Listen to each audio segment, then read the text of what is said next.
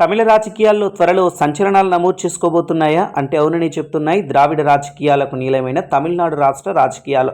తమిళనాడులో అన్నా డిఎంకే పార్టీలు దశాబ్దాల పాటు నుంచి తమిళ ప్రజలను పరిపాలిస్తూ ఉన్నాయి.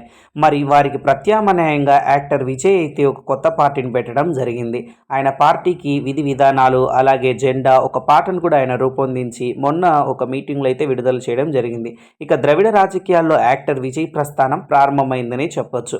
మరి తమిళ ప్రజలు విజయ్ని ఆదరిస్తారా లేదా అన్నది తర్వాత విషయం. అయితే ఇక్కడ ఏడీఎంకేలకు ఒక పోటీ దొరికింది అని చెప్పేసి చాలామంది చర్చించుకుంటున్నారు. మరి హీరో అయినటువంటి విజయ్ని ముఖ్యమంత్రి స్థాయికి తమిళనాడు ప్రజలు తీసుకెళ్తారా లేదా అన్నది మనం వేచి చూడవలసి ఉంటుంది.